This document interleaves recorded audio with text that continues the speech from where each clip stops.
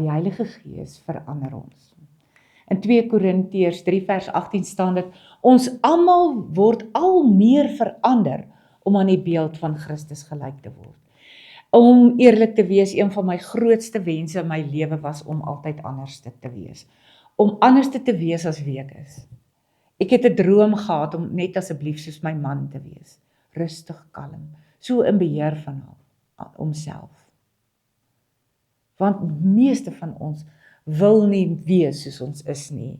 En dan kom die Heilige Gees en troos ons en lei ons en versterk ons en hy gee vir ons vrede, maar dan die wonderlike belofte om te sê, ek sal jou verander.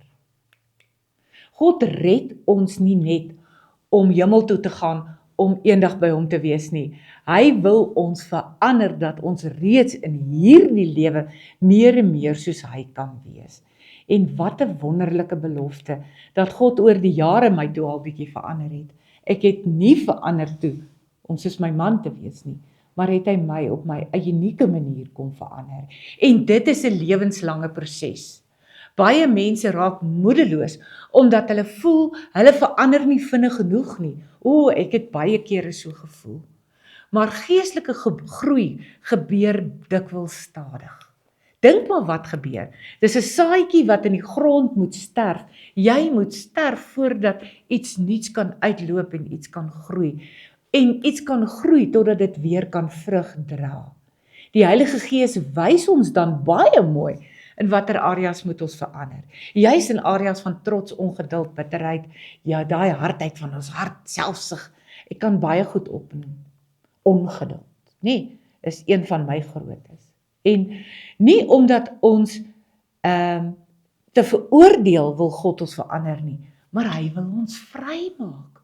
Hy wil vir ons vrymaak van dit wat ons so bind, dat ons by die waarheid kan uitkom, sodat ons die waarheid kan leef. Die Gees begin nuwe vrug dan in ons lewe laat opgroei.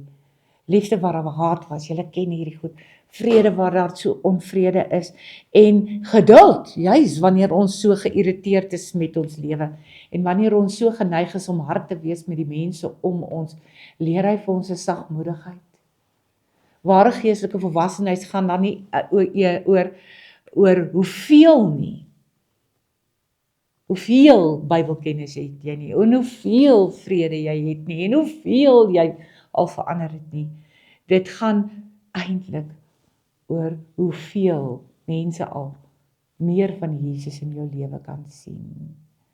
Die wonderlike ding is, God gee nie moed op met ons nie, ons gee moed op met onsself, want ons struikel baie. En wanneer ons dieselfde fout weer maak, raak ons ongeduldig. Maar die werk van die Heilige Gees hou nie op nie. Hy hou aan werk.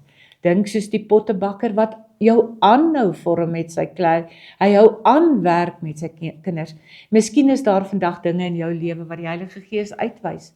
Moenie wegvlug daarvan nie. God wys dit nie om jou te breek nie, maar om jou heel te maak.